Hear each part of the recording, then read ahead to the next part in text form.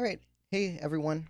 I'm going to be covering the upcoming Champions meeting, the Taurus Cup for Uma Musume.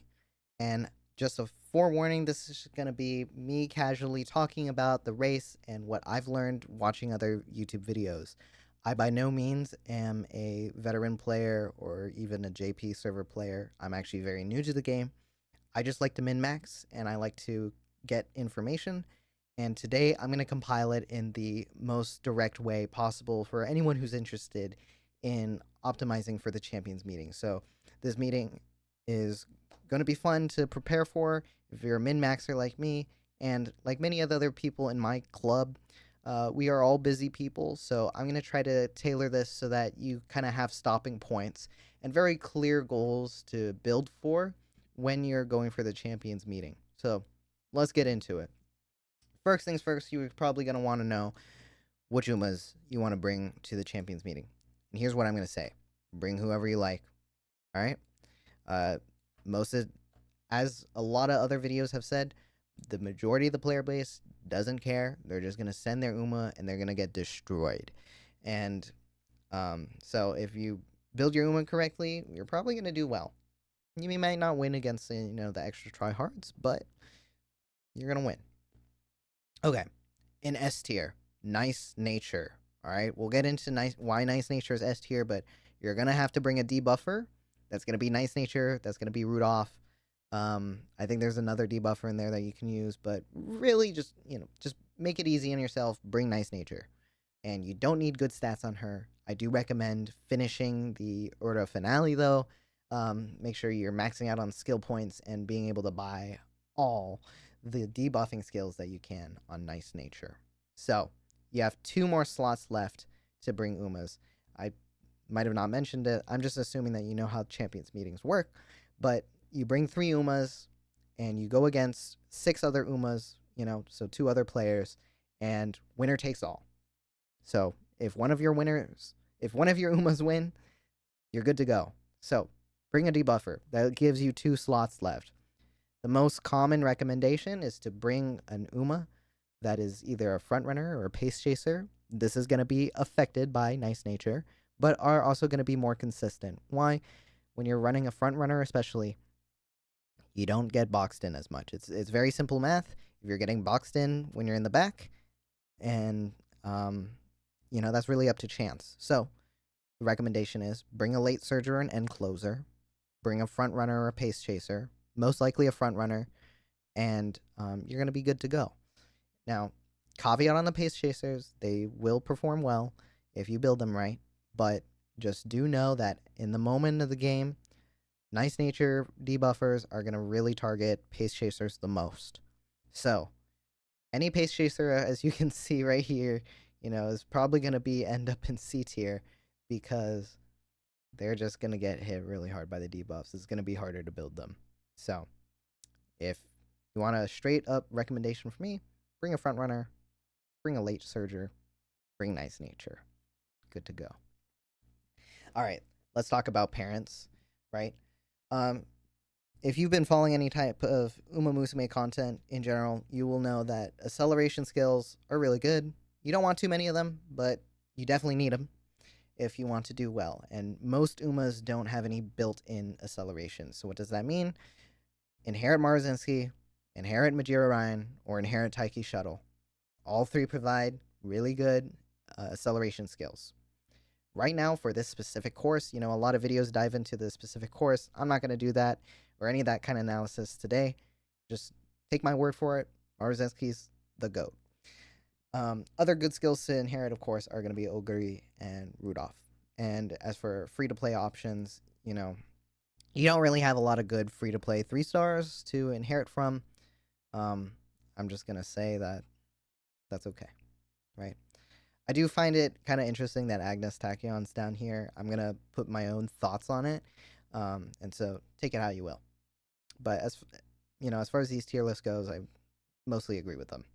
Tarus Cup.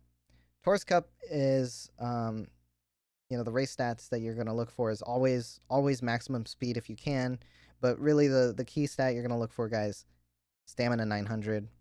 You can get away with 850, but really try to hit stamina 900. and get 2 gold recovery skills. Yeah, that's right. 2 gold recovery skills. So that's gonna be pretty tough to do. I train Umas like every day. I think it's pretty hard to get max speed and 900 stamina. Um, but if you want to survive, this is what you gotta get. All right. So you've heard the basics from me. I think if you just want to do well in the champions meet, you can stop there. Build a front runner, build a late surger, inherit Marzinski ultimate, and you're gonna do fine. You're gonna do really well, actually. But say you want to min max. I'm gonna introduce you, if you haven't heard about it already, the 3 skill combo. Alright?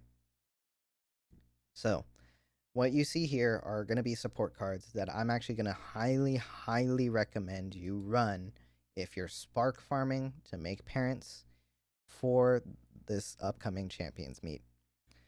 Now, when you're building a parent, all you need to do is hit 600 in speed, stamina, and power. That's it. Just hit 600 in those, win the career, and inherit, make sure you're buying skills that you want to pass down. It's very simple. No matter the position, you're probably going to want these skills. So let's go into it. I'm going to choose um, this new card. Now I max limit broke it because I love raising parents. It's the thing I love to do the most in this game. Don't pull for this, especially if you're free to play. Just borrow this card. But why is this card so good for raising parents and absolutely utterly dog shit for everything else? It's because it has just some of the best skills in the game. That you're going to want to combo on pretty much any of your Umas. Tail held high. Increase velocity after activating many skills mid-race. This is actually just 3 skills, so all you need is 3 mid-race skills, people. 3 mid-race skills.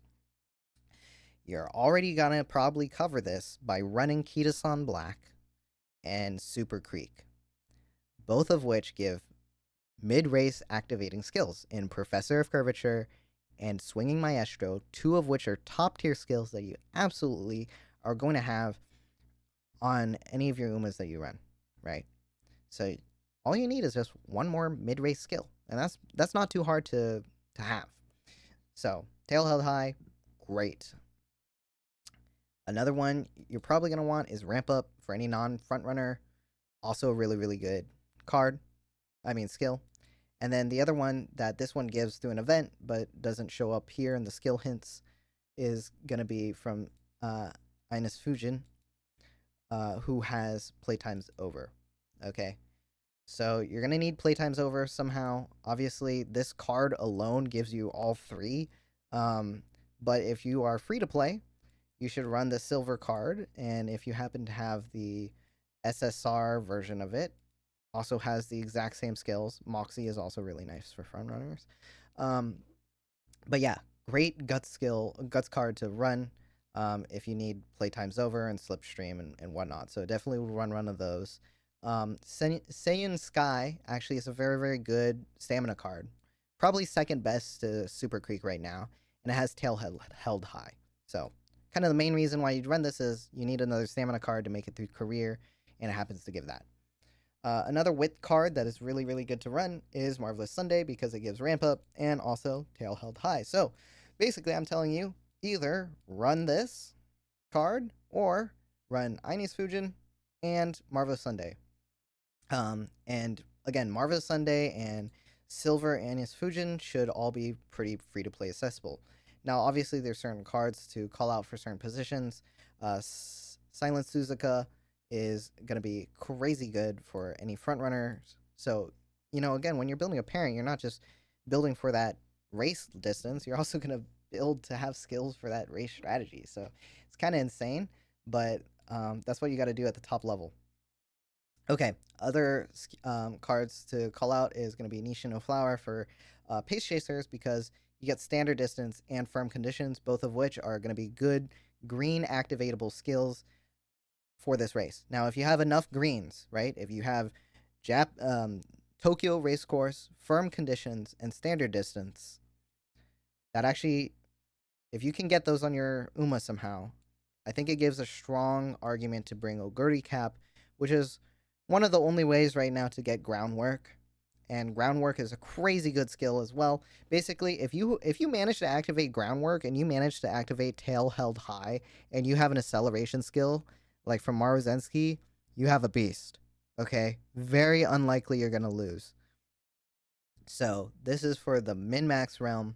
And really, when you're min maxing for skills for the champions meet, I mean, you're gonna be blessed if you have a 3-star spark for, the stat like stamina or power. I'd say, if you already have good enough support cards to hit your stat thresholds, I would honestly prioritize the skills. But if you can't hit those stat thresholds, don't worry about getting the right skills. That's it.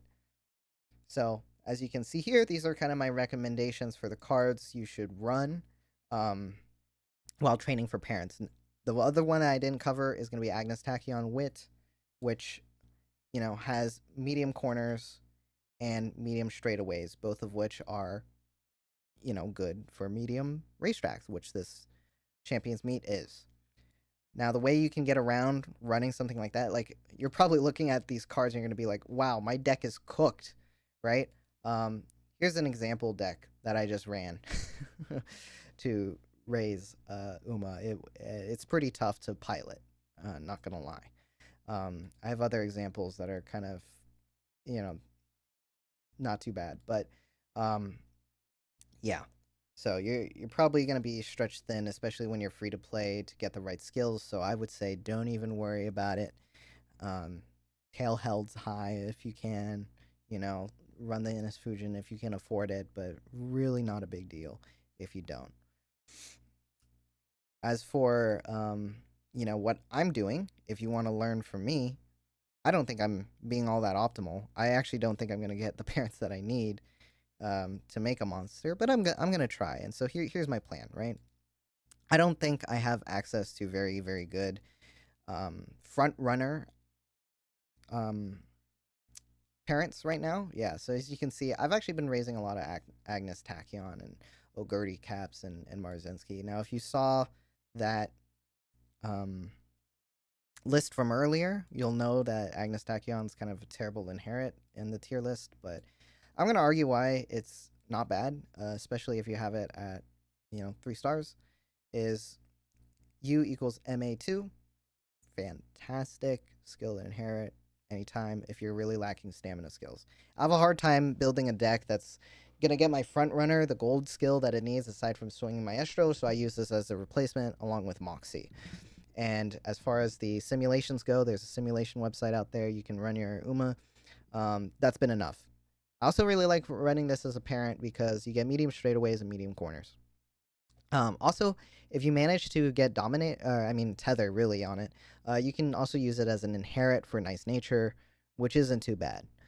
Um, and you get standard distance. So all of these skills actually gonna end up having a pretty decent inherit most of the time for Agnes, at least as a grandparent. So I actually think Agnes is a fantastic grandparent to raise because now you don't have to run the Agnes Tachyon Wit card, and you can just inherit from the Uma itself, right? So I'm using Agnes as a grandparent. I'm also using Oguri Cap as a grandparent, um, mostly just for the skill, but also it's just super easy career. And I'm inheriting that into Maruzensky as well as inheriting into Taiki Shuttle. So both of which don't really have fantastic skills for themselves, but have fantastic, uniques to pass down. As for the front runner I'm building, I'm going to be building one of my favorites, Mihoyo Bourbon. Mihono Bourbon, sorry. And I know a lot of you guys know that I'm a huge Majiro McQueen fan, but I'm also a huge meta slave, so shame on me. I know Majiro can actually perform quite well, but I guess I'm not enough of a waifu enjoyer. And Mihono Bourbon is going to sub in for me, as well as Symboli Rudolph. I'm going to be training as well. So those are my plans for Champion Meet. Hopefully, this information was useful to you. Let me know if there's anything I can do in the future to make a better video. I know it wasn't, the most edited or put together. I was just kind of ranting, but let me know. I'll see you guys next time.